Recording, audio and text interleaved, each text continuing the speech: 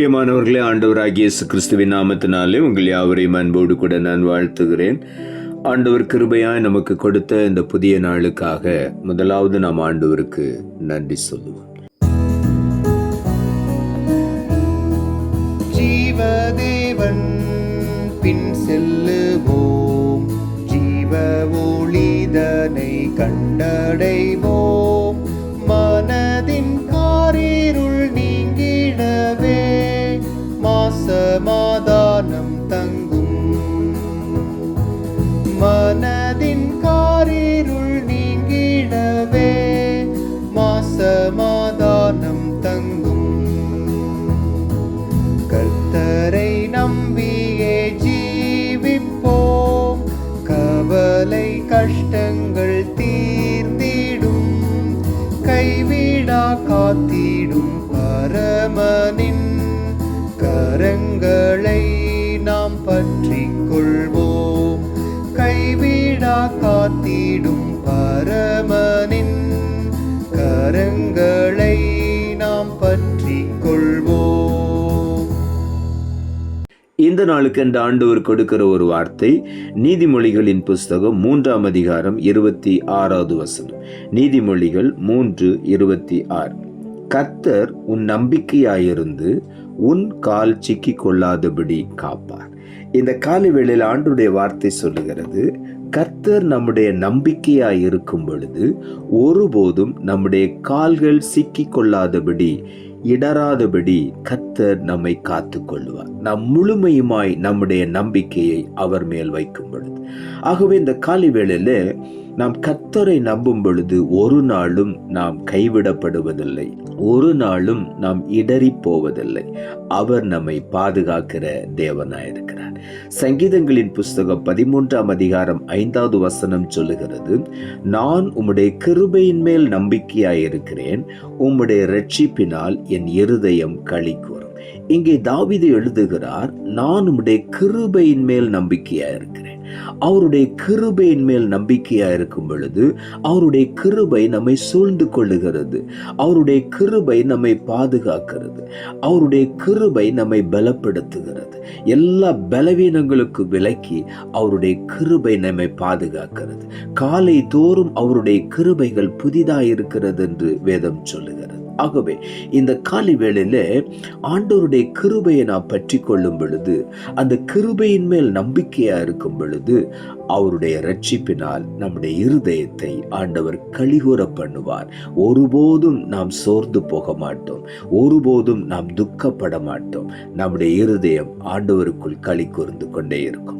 நீதிமொழிகளின் புஸ்தகம் 3வது அதிகாரம் 5ஆம் வசனம் சொல்லுகிறது, உன் சுய புத்தியின் மேல் சாயாமல் உன் முழு இருதயத்தோடும் கர்த்தரில் நம்பிக்கையாயிருந்து என்று அங்கு எழுதப்பட்டிருக்கிறது.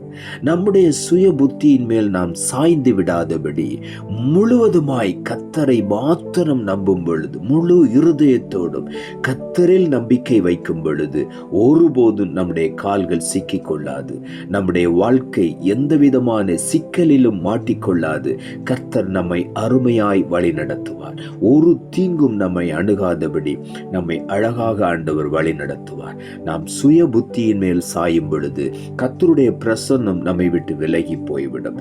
நாம் வழி தெரியாமல் தடுமாறி விடுவோம். ஆகவே இந்த காலை வேளையில நம்முடைய சுய புத்தியின் மேல் சாயாதபடி முழு இருதயத்தோடும் கர்த்தரை நம்புவோம். கர்த்தரை நம்பும் பொழுது அவர் நம்மை உயர்ந்த அடைக்கலத்தில் வைப்பார். யோபு புஸ்தகம் 13ஆம் அதிகாரம் 15வது வசனத்தில் யோபு சொல்லுகிறார், அவர் என்னை கொன்று போட்டாலும் அவர் மேல் நம்பிக்கையாயிருப்பேன் என்று சொல்லுகிறார்.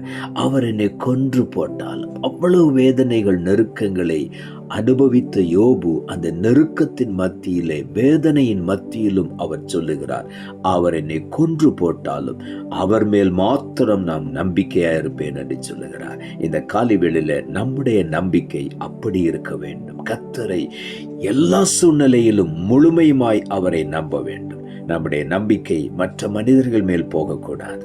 நம்முடைய நம்பிக்கை மற்ற ஜனங்களுடைய ஆலோசனையின் மேல் போகக்கூடாது, நம்முடைய சுய புத்தியின் மேல் சாயக்கூடாது. அவர் என்னை கொன்று போட்டாலும் அவர் மேல் மாத்திரம் நம்பிக்கையாயிருப்பேன் என்று சொல்லி நாம் கர்த்தர் மேல் நம்பிக்கையை வைக்கும் பொழுது ஒரு நாளும் நாம் வெட்கப்பட்டு போகவே மாட்டோம். சங்கீதங்களின் புஸ்தகம் 25 அதிகாரம் 15 சொல்லுகிறது, என் கண்கள் எப்பொழுதும் கர்த்தரை நோக்கி கொண்டிருக்கிறது, அவரே என் கால்களை வலைக்கு நீங்களாக்கி விடுவார் என்று இங்கே தாவீது எழுதுகிறார். என் கண்கள் எப்பொழுதும் கர்த்தரை நோக்கி கொண்டிருக்கிறது.